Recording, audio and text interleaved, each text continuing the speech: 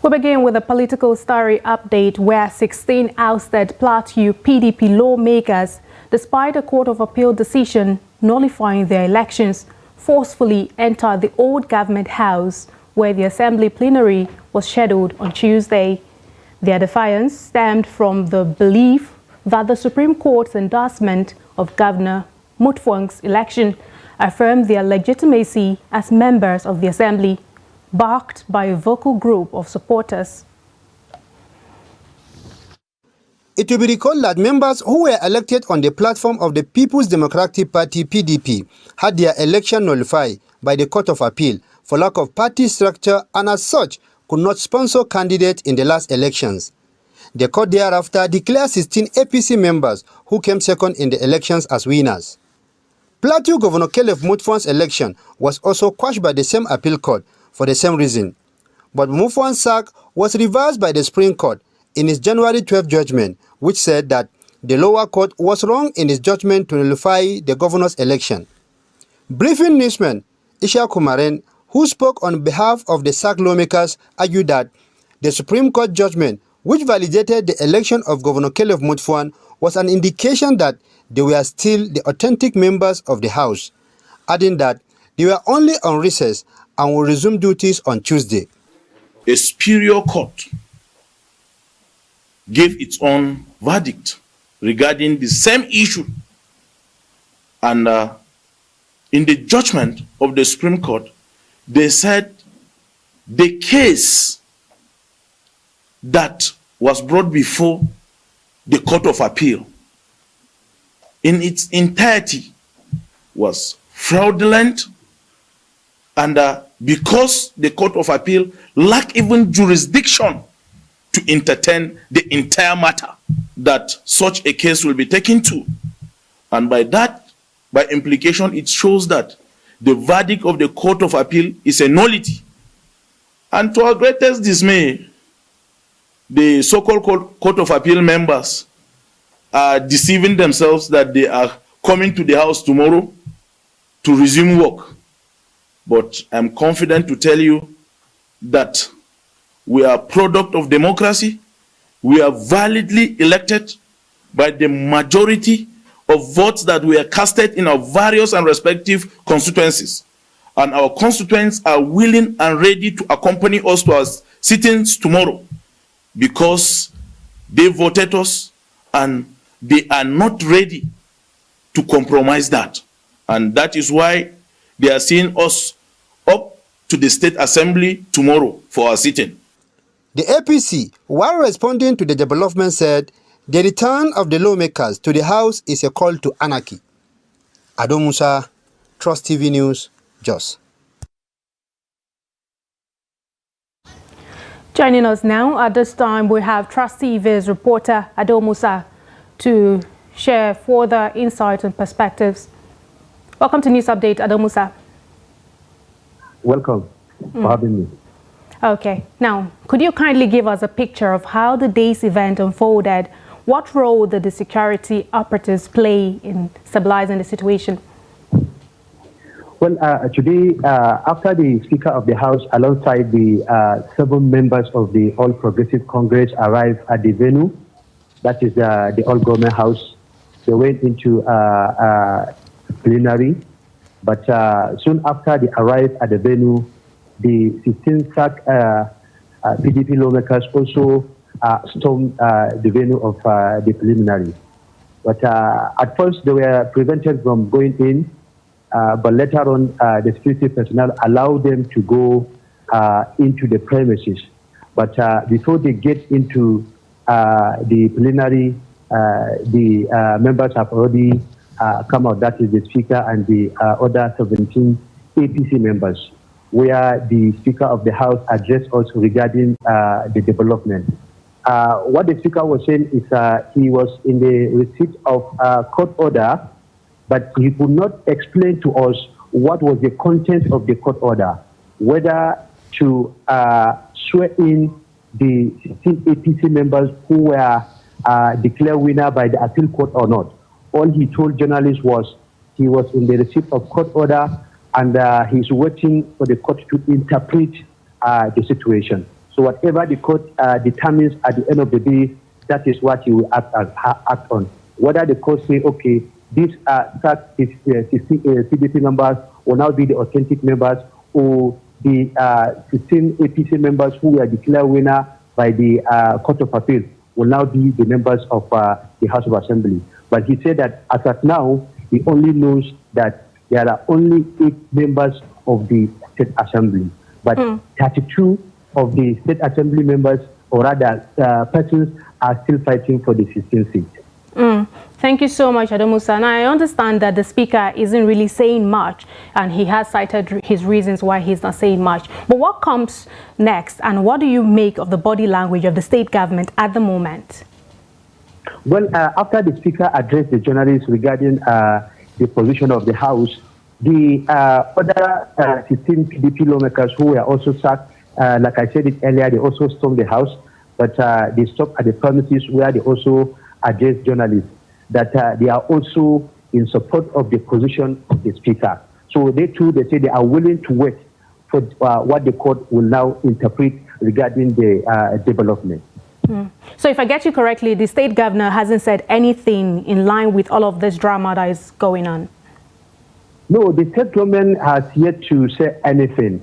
But you know, the APC, like we always say, or rather they always say, they have been accusing the state government for instigating these certain lawmakers to come into the House. But up to this moment, the state government is yet to say anything. But the APC this morning also told journalists that they have even asked those 16 APC members that were declared winner by the appeal court not to even go to the venue of the plenary. According to them, they did that in order to avoid any clash between the supporters of the PDP and the APC. Thank you so much, Adomusa, Trust TV's reporter in Plateau State. We do hope to reconnect with you in subsequent bulletin to get further insight and perspective on this particular developing story. Thank you. Thank you for having me. And now, away from that, the Minister of the Federal Capital Territory, Nyesom Wike, says the FCT administration will soon ban unpainted taxis and buses from plying roads in the nation's capital. Wike, who disclosed this during a media chat in Abuja, explained that the move was to address the incidences of one-chance robberies in the city. The minister, who said the menace of one chance had been brought down, added that stricter measures were necessary to end the trend in the FCT. Wike added that Uber operators would also need to register to operate in Abuja, so that the government would know who the drivers are. He also said drivers of such companies need to be certified and profiled by security agencies to ensure that they can be tracked for security purposes. The minister expressed concern that the Capital Territory does not have an official terminal where residents can go and board a bus to a specific destination.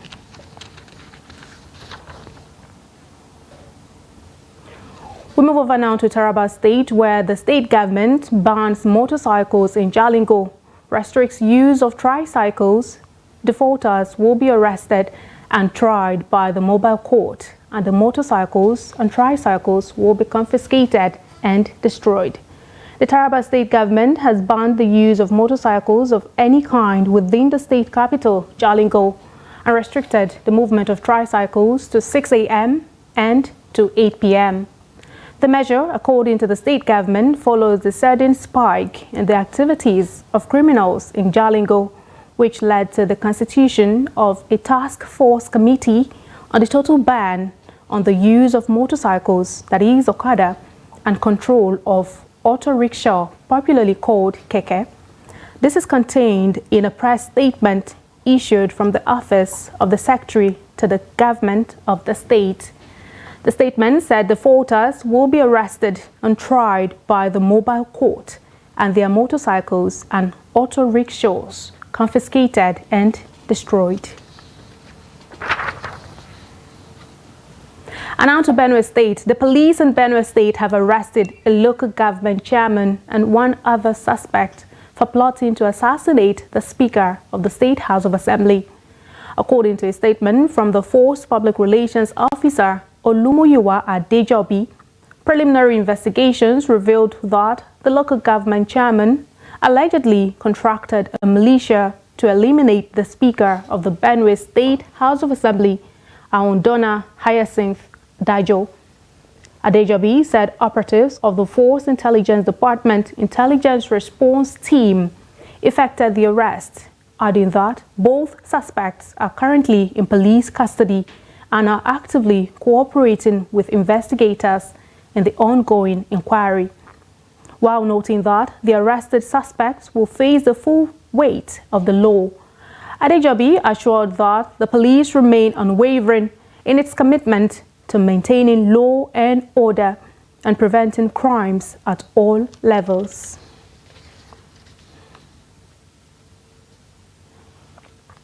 The licensed and legal coal miners in Kogi State said, in a bid to defeat illegal mining in the country, a joint task force set up by the state government has impounded 21 trucks of coal amounting to 945 tons. The miners have thrown their weight behind the government's action, alluding that the Federal High Court, presided over by Honorable Justice Abdul Dogo, granted an interim forfeiture order for the consignment to Federal Government of Nigeria. They added that 24 licensed mining companies have visited Kogi State to appreciate the state government and security agencies for this unprecedented containment action and make inputs to improve upon the operations of the Joint Task Force. In a statement, the group commended stakeholders for taking up the fight against economic saboteurs who have the tendency to breed terrorism.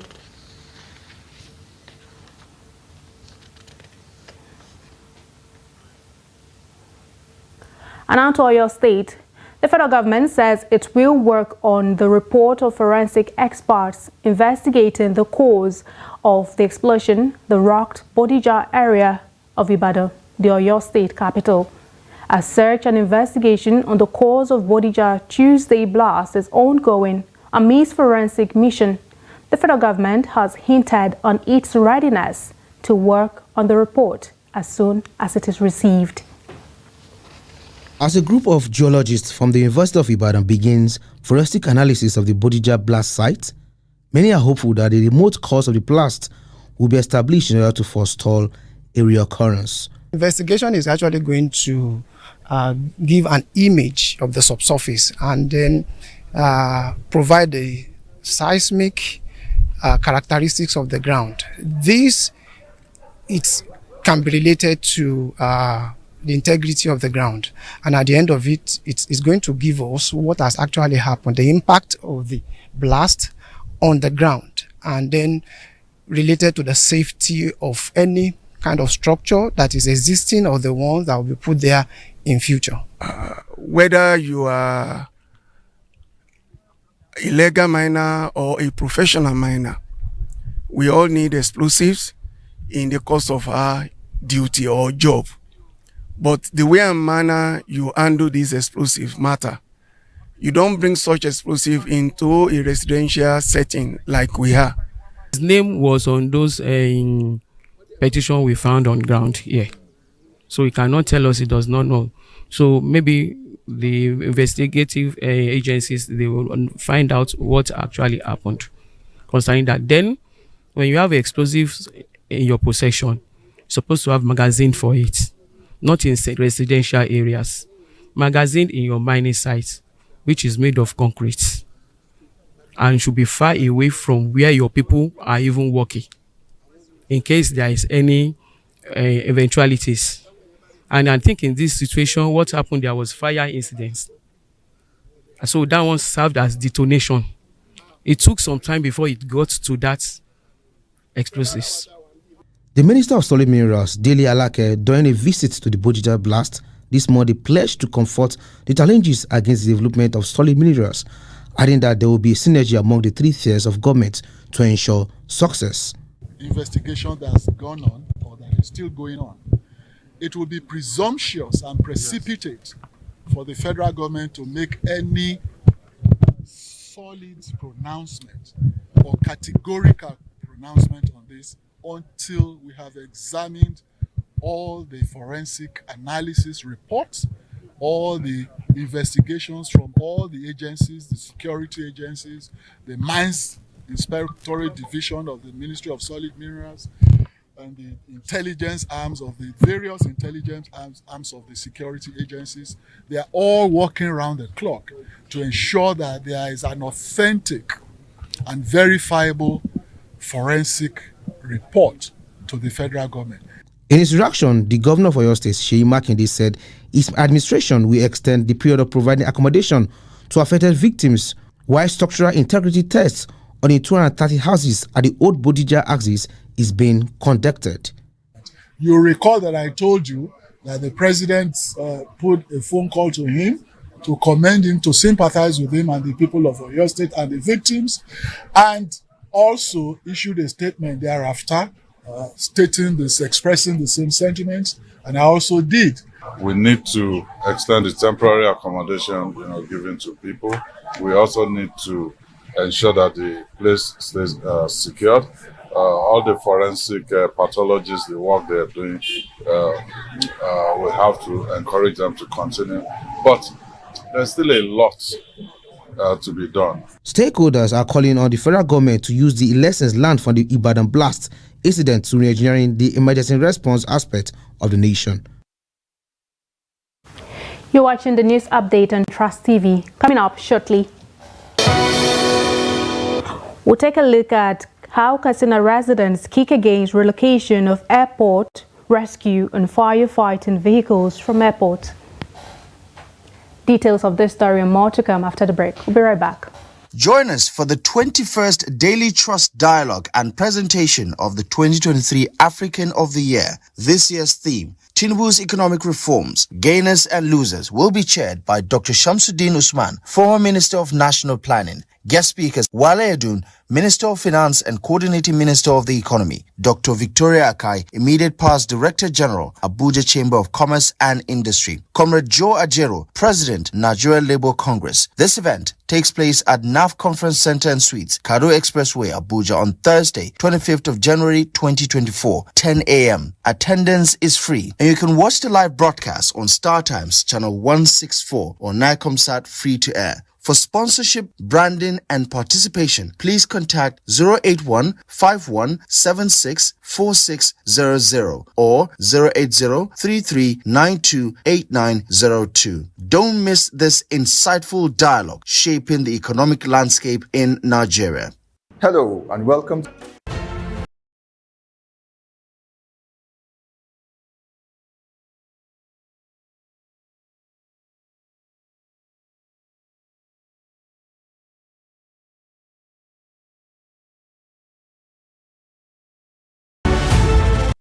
Welcome back, and thank you most kindly for staying with us. If you're just joining us, this is the Trust TV News Update. Now let's take a look at a recap of some of our top stories. You heard that drama at Plateau State Assembly as ousted PDP lawmakers return.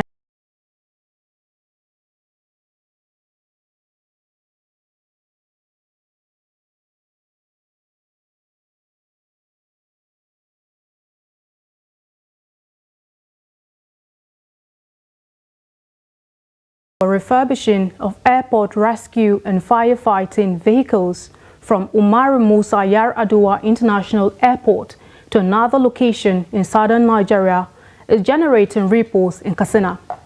In a letter addressed to Minister of Aviation and Aerospace Development, Festus Keyamo, the company handling the project is seeking permission to relocate the project elsewhere. Trust TV's Abdullahi Yamadi tells us more. The letter, signed by the Managing Director of Satel Communications Limited, Major George Elder, outlined reasons for their proposal to move the project outside Katsina to some locations in southern Nigeria or Abuja. Parts of the reasons advanced by the company include logistical challenges of transporting some of the heavy-duty equipment to Katsina. Other reasons are the need for intensive training of hundreds of skilled laborers and the strategic importance of fostering independence from foreign suppliers for future vehicle assembly and manufacturing. The company equally claimed economic viability and synergies that will result in integrating vehicles of the Federal Fire Service, pickup vans and trucks of government agencies as well as private sector vehicles into the project, which may be difficult in Katsina as some of the reasons. The firm also cited the ease of exports to other ECOWAS member states from the manufacturing plant in the south than Katsina, and suggested that the Katsina proposed project could be utilized for manufacturing agricultural implements. The project was awarded to Afsatel Communications Limited in December 2022 to supply machinery and tools and provide training for the refurbishing and assembling of airport rescue and firefighting vehicles in Katsina. However, some civil society organizations in Katsina kicked against the planned relocation of the project, calling on President Bola Ahmed Tinubu to stop the proposed relocation of the project. Hence, these organizations consider the harmful and regressive action of relocating this vital project from Katsina to other part of the country by the minister on a flimsy reason as an attempt to shortchange the good people of Katsina State who massively voted for Bola Ahmed Tinubu and the APC during the 2023 general elections. At least, we the people of Katsina State deserve reward, not punishment from this minister. Why should it be transferred to another state or to somewhere else? So I'm appealing to even the governor of Katsina State to please see to this. The CSOs and other right groups also urged the Tinubu-led federal government to let the project be in Katsina as earlier proposed by the previous administration. Many residents are worried and apprehensive that the absence of the firefighting equipment may hinder smooth air operations at the Katsina airport, including the 2024 Hajj operation, and this is coming amidst tension over directives given to the Federal Airport Authority to relocate to Lagos. Abdullahi Ismayamadi, Trust Television News, Katsina. We'll move away now from Nigeria and now to a sad development. The death toll from a landslide that struck a remote and mountainous part of southwestern China reached 20 on Tuesday, state media said, as rescuers raced to find those still trapped under the debris. The pre-dawn landslide buried 18 homes and sparked the evacuation of more than 200 people when it struck in Zhejiang County of Yunnan Province early Monday. More than 30 hours since the disaster, 20 people have been confirmed dead, state broadcaster CCTV said, adding that 24 remain missing. State news agency Xinhua said rescue workers are now in a race against time to find those still missing after a night of sub-zero temperatures. Wu Junyao, director of the Natural Resources and Planning Bureau of Zhaotong, said the disaster resulted from a collapse in the steep cliff area atop the slope. In sports, fourth seed Coco Gauff played nowhere near her best, but still managed to scrape past Ukraine's Marta Kostyuk and reach the Australian Open semi-finals. The 19-year-old American made 51 unforced errors and hit just 17 winners in a 7-6, 8-6, 6-4, 4-7, 6-2 victory. The U.S. Open champion fought back from 5-1 down in the first set and could not serve out the second, but kept calmer than Kostyuk in the decider. Gauff will play Aryna Sabalenka or Barbara Krejcikova in the last four. Defending champion Sabalenka takes on Czech 9th seed Krejcikova in their quarterfinal later on Tuesday. The 25-year-old Belarusian, who lost to Gauff in the U.S. Open final in September, is yet to drop a set at Melbourne Park this fortnight, conceding just 11 games on her way to the last 8.